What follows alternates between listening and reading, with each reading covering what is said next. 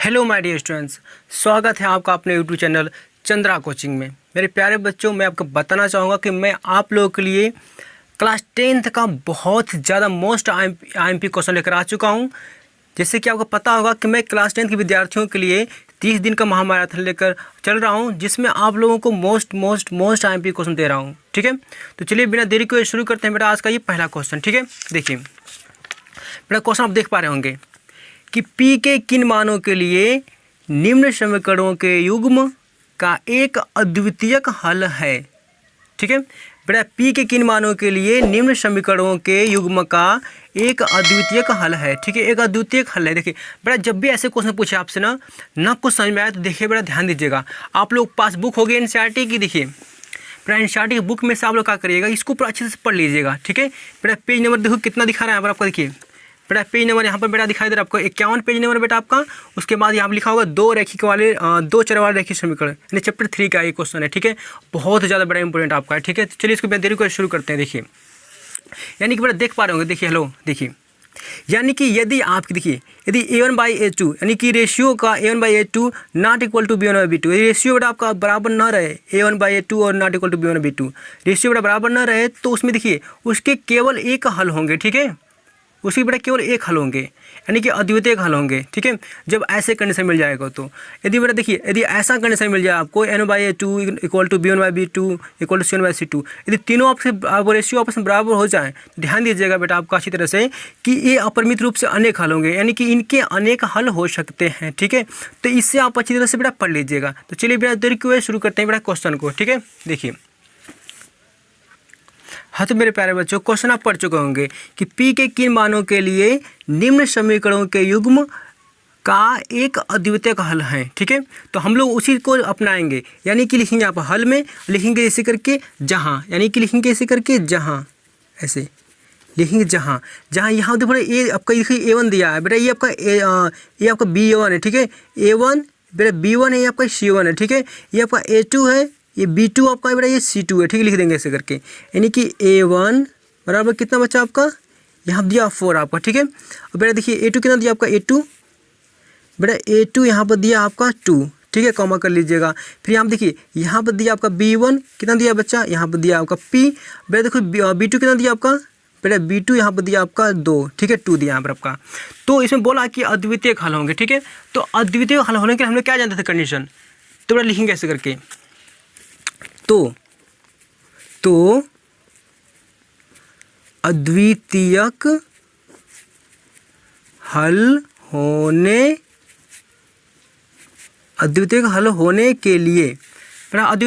के लिए हम लोग क्या जानते हैं, हमें जानते हैं कि A1/A2 बेटा नॉट इक्वल टू होना चाहिए, यानी कि बराबर नहीं होना चाहिए किसके, B1/B2 के। ठीक है, तो हम लोग क्या करेंगे, अब यहाँ पर रखेंगे इस वैल्यू को, यानी A1 की वैल्यू कितना बेटा कितना दिया हमारा आपका, A1 की वैल्यू हमारा दिया हमारा आपका 4, यहाँ 4 रख लीजिए बटा में। बेटा A2 कितना दिया आपका, A2 दिया हमारा आपका कितना आपका 2, यहाँ पर 2 रख लीजिए। ठीक है, इक्वल टू कर लीजिए बेटा, यहाँ पर नॉट इक्वल टू लगा लीजिए। ठीक है, यहाँ दिया आपका B1 यहाँ पर दिया बेटा आपका P। ठीक है बेटा, हम नीचे देखिए आप दिया B2 आपका, B2 यहाँ पर दिया बेटा आपका 2। ठीक है ना, चलिए तो बेटा लिख सकते हैं यहाँ पर ऐसे करके,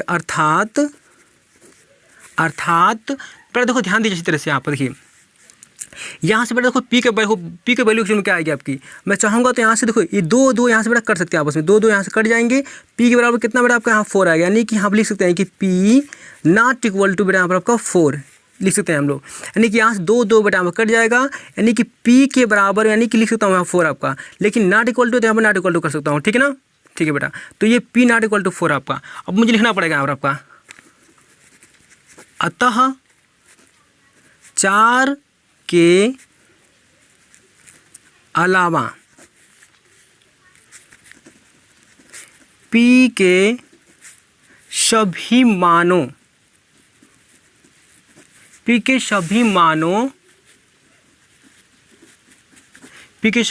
के लिए एक अद्वितीयक हल होंगे।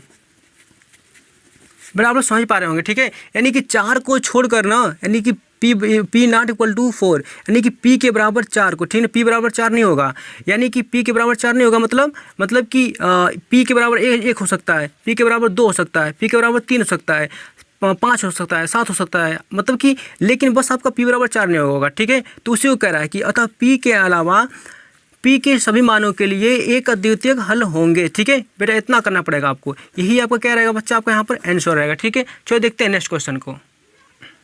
मेरे प्यारे बच्चों, आप नेक्स्ट क्वेश्चन देख सकते हैं, ठीक है। ये क्वेश्चन क्या कह रहा है कि के किस मान के लिए, यानी कि के किस मान के लिए निम्न रैखिक समीकरणों के युग्म के अपरिमित रूप से अनेक हल होंगे। देखिए बड़ा, अपरिमित रूप से अनेक हल के लिए बोल रहे हैं यहाँ पर आपका। तो जस्ट हम लोग इसके पीछे देखें कि अपरिमित रूप से अनेक हल के लिए क्या होता है, ठीक है। यानी कि उसमें सारी रेशियो आपस में क्या होंगे, बराबर होंगी। तो लिखेंगे ऐसे करके, जहाँ लिखेंगे ऐसे करके, जहाँ देखिए, जहाँ a1/a2 equal to b1/b2 equal to बेटा c1 कितना यहाँ पर होगा आपका c2 होगा, ठीक है। हम जानते हैं कि बेटा a1 की जो वैल्यू होती है वो क्या होती है बेटा आपका, k होती है। यहाँ पर रख देंगे हम लोग k।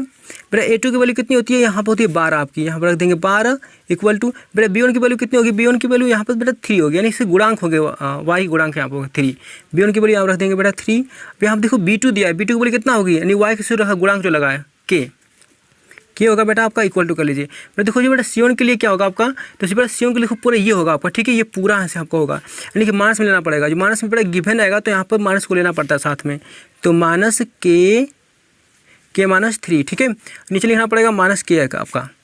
अब पूछा है कि के बेटा क्वेश्चन देखिए पूछा क्या आपका कि के किस मान के लिए, तो मुझे यहाँ से एक्चुअल में के का मान निकालना है, ठीक ना। कि के किस मान के लिए रैखिक समीकरण युग्म के अपरिमित रूप से अनेक हल होंगे, ठीक है। तो किस मान के लिए पूछा है, यानी के का मुझे मान फाइंड करना है। तो लिखेंगे ऐसे करके, तो यहाँ से किसी एक का तुलना करा के के का मान निकाल लीजिए। तो चलिए हम इसी को तुलना करा के का मान निकाल लेते हैं, यानी कि के बराबर 12 यानी 3 के लेने पर लेके चलिए इसको हल करिए। तो देखो के से के में गुणा करेंगे कितना होगा बेटा आपका, यहाँ पर हो जाएगा आपका के स्क्वायर, के से के में गुणा करेंगे तो एक घात यानी कि 2 घात हो जाएगा, के स्क्वायर हो जाएगा इक्वल टू 12 आएंगे बेटा, हो जाए यहाँ पर हो जाएगा 36 आपका, ठीक है। यहाँ से हम लोग के की वैल्यू निकालेंगे तो ये चला जाएगा आपका, देखिए के की जब यहाँ पर वैल्यू निकालेंगे स्क्वायर के बराबर हटाएंगे यहाँ से, तो ये एक्चुअल में ये कड़ी में चला जाएगा आपको, ठीक है ना। यानी जब ही एक के स्क्वायर यहाँ पर दिया है, जब ही इसको इधर भेजेंगे तो ये उलट जाता है, ठीक है। पहले 1/2 हो जाएगा, 1/2 का मान कड़ी में होता है, ठीक है। इसको कड़ी में कर देंगे हम लोग, यानी के का बराबर बेटा के बराबर हो जाएगा कड़ी में 36। और जो के का मान आएगा बच्चा आपका यहाँ पर आपका ये होगा प्लस माइनस में आपका 6, ठीक है। तो मुझे लिखना पड़ेगा इस चीज़ को।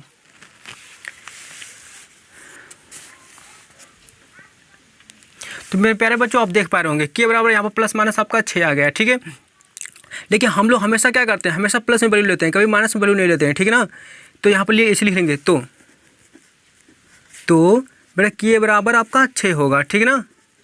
के बराबर बेटा आपका 6 होगा और लिखना पड़ेगा यहाँ पर करके, तो यह लिखना पड़ेगा आपकी के बराबर 6 के लिए, के बराबर 6 के लिए, यानी कि के बराबर 6 के लिए अपरिमित रूप से अनेक हल होंगे, इस बात को देना पड़ेगा। पर के बराबर जो 6 जो वैल्यू आई है ना, इसको लिखना पड़ेगा के बराबर 6 के लिए अपरिमित रूप से अनेक हल होंगे, ठीक है। मेरे प्यारे बच्चों मुझे पूरा आशा है कि आपको ये क्वेश्चन अच्छी तरह समझ में आ गया होगा, ठीक है। नहीं समझ में आएगा तो वीडियो को फिर से इसको पीछे करके देखिए, आपको पूरी अच्छी तरह समझ में आ जाएगा। तो चलिए बिना देरी किए जल्दी से स्क्रीनशॉट ले लीजिए इसे क्वेश्चन को।